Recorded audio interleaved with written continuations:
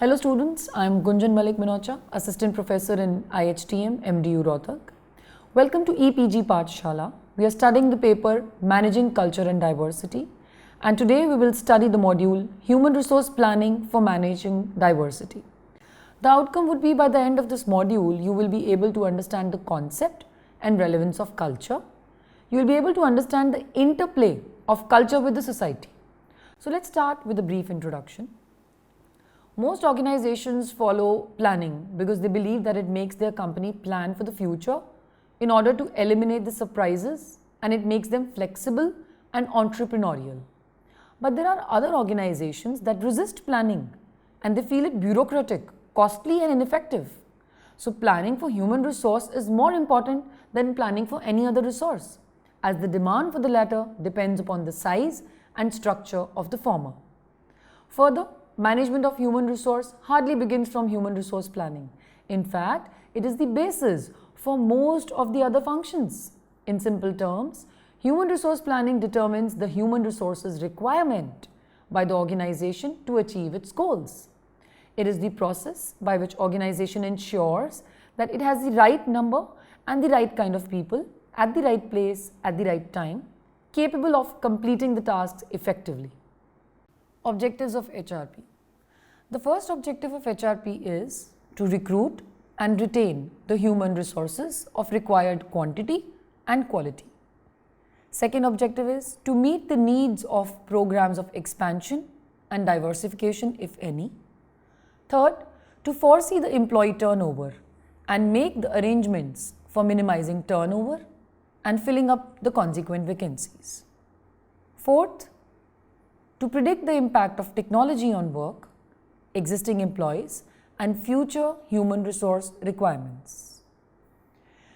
Another objective, to improve the standards, the skills, the knowledge, ability, and discipline, to assess the surplus or the shortage of human resources and take measures accordingly, to maintain congenial industrial relations by maintaining optimum level and structure of human resources, to minimize the imbalances which may be caused due to unavailability of human resources of right kind, right time, right number and right place, to make best use of human resources, and also to estimate the cost of human resources. Let's have a definition of human resource planning. According to E.W. Vetter, human resource planning is a process by which an organization should move from its current manpower position to its desired manpower position.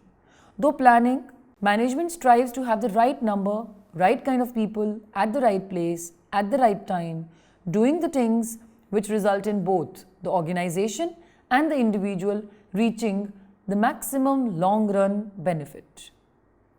One more definition, according to Leon C. Meginon, HRP is an integrated approach to performing the planning aspects of the personal function in order to have a sufficient supply of adequately developed and motivated people to perform the duties in the task required to meet the objectives and satisfy the individual needs and also the goals of organizational members.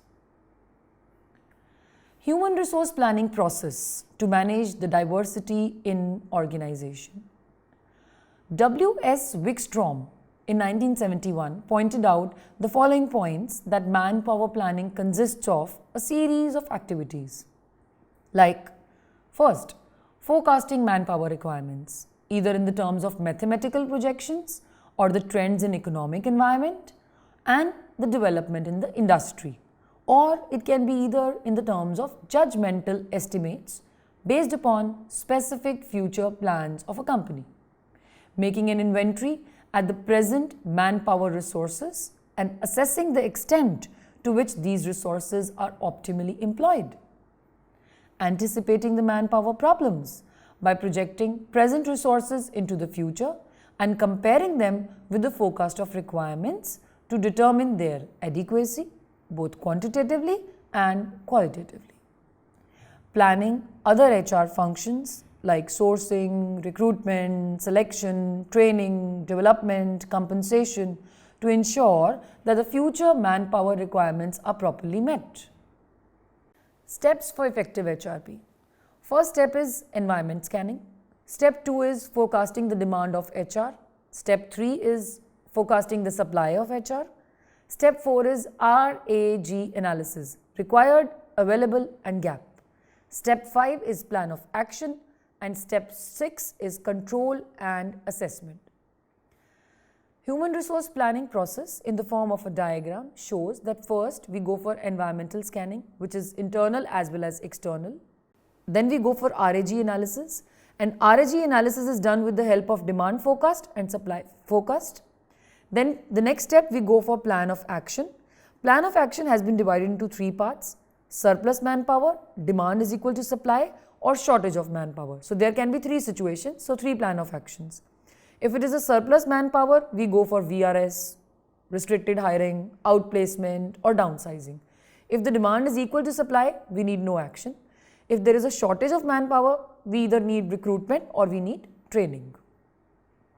Step 1. Environmental scan. In order to plan for human resource requirements in the future, the first step is environmental scanning. Environmental scanning is a systematic monitoring of the major forces influencing the organization, and these forces are external as well as internal. It includes internal as well as external scanning. Step 1. Environmental scan. In external scan would mean doing a quick scan of the market to keep the larger canvas in mind. This scan would be done using a SWOT analysis. This enables the HR with the information as to what it could leverage to its advantages and where it needs to plug in the gaps. A very important part of this external scanning is that of the employment market and the environment. This can be in the terms of changing employment laws, compensation trend, hiring environment, employment practices, etc. The employment market varies from industry to industry and is often created by the competitors. Then we go for internal scanning. Now, internal scanning would mean collecting and analyzing the information about overall organizational objectives in the terms of sales, markets, growth in the future. This is necessary to make a calculation of the numbers and forecasting the kind of competence required from the people. HR also needs to have accurate information about the level of present manpower, namely the number of people, the type of skills we have, the current capabilities of the organization, the development potential of the untrained employees, the expenses that would be incurred in the development. Step 2 is forecasting the demand of human resource. Demand refers to the quantity and the quality of human resources needed for a particular job at a given point of time and at a particular place. The demand of manpower is based on an interpretation of the organization's business plan. The HRP team must learn how to forecast the demand of labor by studying various established reports specific to the relevant sectors they belong to. HR can do the forecasting of this demand with the help of many tools and methods. These methods can be classified into quantitative and qualitative. The outputs of demand forecast will need to be in the terms of numbers as well as the skills. Now, the next step is forecasting the supply. When we have forecasted the demand, now we need to know what is the supply. Now, manpower supply refers to the quantity and the quality of manpower which is available with the company. It could refer to internal as well as the external supply. It is the process by which the supply of manpower is analyzed and it is integrated into the overall strategy and layout of the organization. Internal supply of labor refers to the employees already occupying positions in the organization. While forecasting supply, it is important to take into account future supply of manpower generated through high potential programs, promotions, transfers, career planning and succession planning too. The step 4 is RAG analysis, required, available or gap. The organization needs to recognize the difference between the current and the desired future states. The difference is known as the gap. This analysis of the gap identifies the potential surplus and the shortage of the employee's competencies and the skills. This process concentrates on the surplus, what the company will do with them in the short and the long term, and search for an evaluate alternative solution.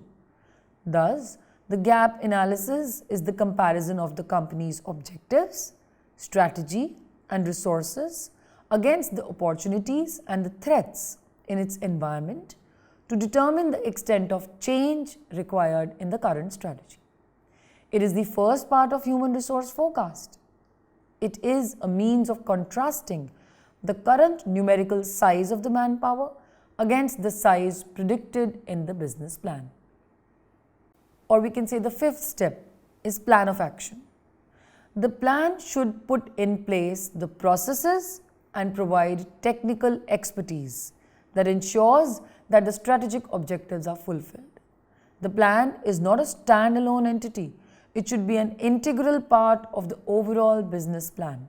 The plan should provide a set of specific measurable implementation plans and roadmaps of how the business strategy can be achieved through manpower. This stage helps in laying out the sequence of events that need to be executed to realize the plans. As a result of RAG analysis, organizations may diagnose either a surplus or a shortage of manpower for their future requirements. This step is about planning to manage the outcome of gap analysis.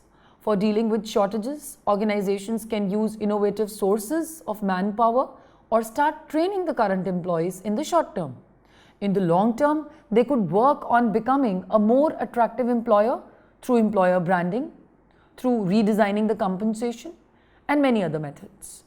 Many organizations have also tried to manage this situation slightly by lowering the selection criteria or by being more flexible on other employment conditions. The obvious way to deal with surplus manpower is downsizing. However, especially in India, this is looked upon as the last alternative. Alternative ways to handle this could be by restricting hiring, by not filling in the gaps created by resigned employees, and introducing voluntary retirement schemes. Outplacements is also practiced by many companies, wherein the laid-off employees are given some kind of assistance in finding employment elsewhere. In many countries, including India, there are wide variations between the availability of technically trained manpower and the actual demand for such personnel. On the one hand, there may be severe shortage of skilled or the technical manpower. On the other hand, there may be severe surplus of these non-technical professionals. Control and assessment. Now, this stage helps in monitoring the plan over a period of time. Any digression from the plan is identified and necessary actions are taken. Feedback plays an important role in this. A cost-benefit analysis could also be done, and the actual recruitment plans vis-a-vis the projected could be verified once again.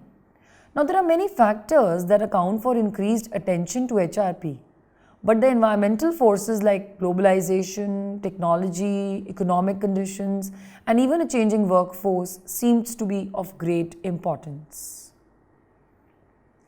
Now, let's discuss importance of HRP in managing diversity. First, reservoir of talent. The organization can have a reservoir of talent at any point of time. People with requisite skills are readily available to carry out the assigned tasks.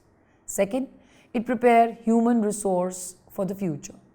People can be trained, they can be motivated, they can be developed in advance, and this brings in meeting future needs for high quality very easily.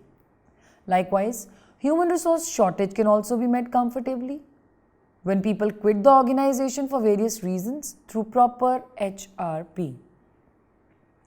Expand or contract, one of the very important dimensions.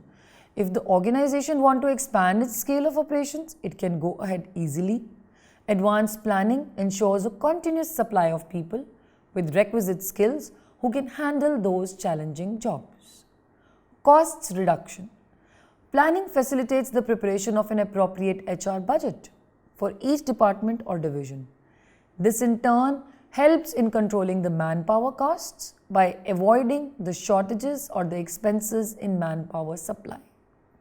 The physical facilities such as canteen, quarters, school, medical help, they can also be planned in advance to reduce the cost of recruiting new employees. Succession planning. HRP, as pointed out previously also, prepares people for the future challenges. So the stars can be picked up, they can be kept ready for the future promotions whenever they arise.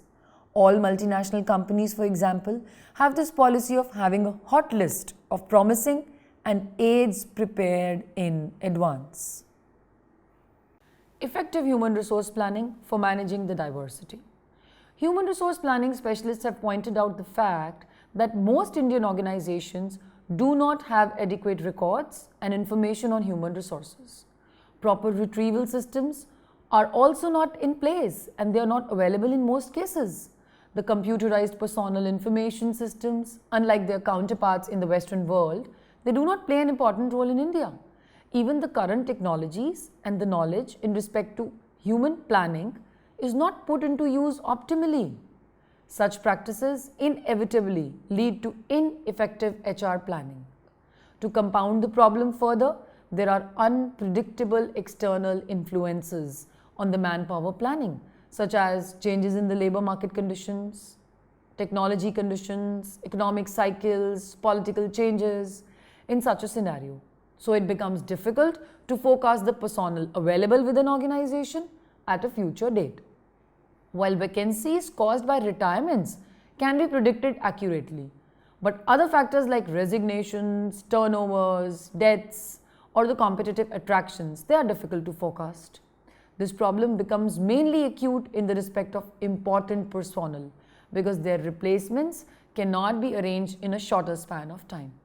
At times, the top management support may not be available to the HR planning efforts. Now, guidelines to avoid the problems. Objectives. The human resource plan must fit in with the overall objectives of the company.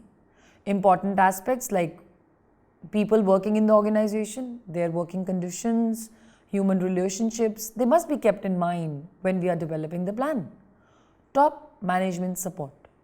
The plan must meet the changing needs of the organization and should enjoy consistent support from the top management of the organization. Employee skills inventory. It is very important. The organization must have an up-to-date employee skills inventory showing the previous jobs they held, tenure on the current job, education and the training qualifications, any specific knowledge or skills, prior work performance, past and current compensation, mobility factors. Markov analysis may be pressed into service while preparing the manpower inventory. Human resource information system, another guideline to avoid such problems. To manage employee skills inventories, organizations should maintain computerized human resource information systems containing data on individual demographics, career progression, appraisals, skills, interest, training, target positions, performance rating, geographic preferences, and promotability ratings. Another important guideline is coordination. A separate HR planning division must be created, especially in the large organizations, to coordinate HR planning exercises at various levels. The various plans for procurement, promotion, and retention of human resources must be integrated properly. The ultimate objective must be to make use of human resources in an optimal manner by filling future vacancies with the right type of people. Effective human resource planning for managing diversity. The dot-com meltdown in the late 90s has taught many bitter lessons to the knowledge-based industries all over the globe. Subsequently, the services and the manufacturing sectors have also taken a big hit. Many Indian companies had to resort to 4 days or 5-day work weeks.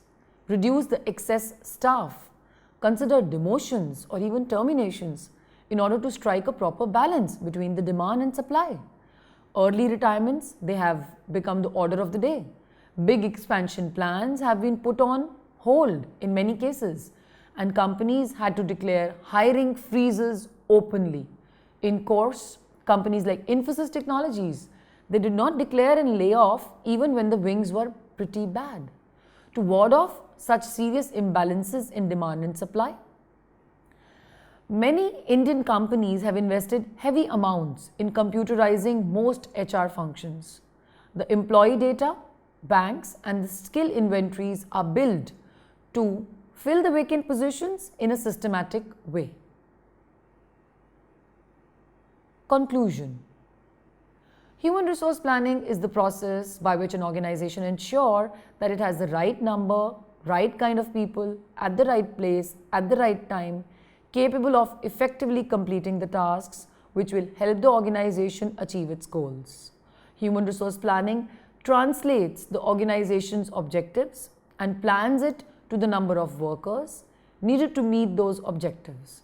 Include the estimation of how many qualified people are necessary to carry out the activities, how many people are available, and what if anything must be done to ensure that personnel supply equals the personnel demand. When it concerns human resources, there are more specific criticisms. That is, it is over quantitative and it neglects the qualitative aspects of contribution. The issue has become not how many people should be employed, but ensuring that all the members of the staff are making an effective contribution. And for the future, the questions are, what are the skills that are required? How will they be acquired? There are others, though, that still regard the quantitative planning of resources are important. They do not see its value in trying to predict events, be they wars or takeovers. Rather, they believe that there is a benefit from using planning to challenge assumptions. For some time, moreover, an implicit or explicit wish to get better integration of decision making and resourcing across the whole organization, greater influence by the center over the devolved operating units. Case study. To plan or not to plan, Accurate Remedy Incorporation is a medical transcription firm in India, and its tagline is confidential and accurate transcription that meets your deadlines. It caters to the medical outsourcing requirement of the American medical world. Medical transcription services ought to have 5 distinct values: proposition for their clients, competitive price, fast turnaround time, 100% accuracy, quality output, and security and confidentiality. Until now, Accurate Remedy Incorporation had been a boutique BPO, but with passing time, the sales team in US had been facing a lot of difficulty with selling the Accurate Remedy services at their current price levels. Bigger players had come into the market and they were selling their services at a loss to win the customers, with the hope that customers would become sticky and they would inch their prices up. Nobody knew whether this strategy would work or not. To tide over this crisis, the management team had come to not only one conclusion, that there was no way that the boutique model could sustain and that the strategy needed to be expanded. Accurate Remedy Incorporation's strategy, Shates, the promoter, decided to set in motion his plans to expand from the coming financial years. Based on his strategy T inputs, he was looking at a near-shore acquisition which could help him get an advantage over his other Indian companies. There was no company that he could think of acquiring the moment, but Mr. Gandha, who doubled up as his chief financial officers and the strategic head, had not given up and was having a series of meetings with many in the South India, which seemed to be especially endowed with small transcription shops. Accurate Remedy at the moment has 550 people across 3 locations in India: Mumbai, Hyderabad and Bengaluru. Of these, 500 were part of operations and were involved in transcription, proofreading or supervision. The qualification breakup of the transcriptionists looked like undergraduates 20%, graduates 60%, and other 20%. The average age of the operations team was 27 years. There was a few retired people from the medical world, of whom most had served as nurses at the local hospitals. To hire or not to hire? Now, in the face of all this, Sampada Kapse, the head of human resources, had a tough job at hand.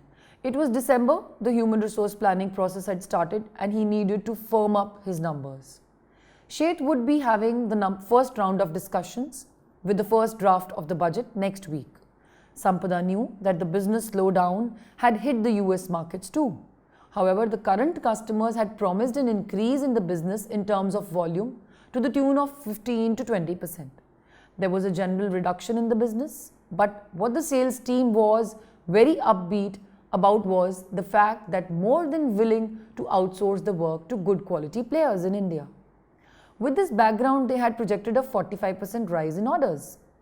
What Sampada feared was, if she hired manpower and orders did not follow the projection, then he would be left with no option but to have people go.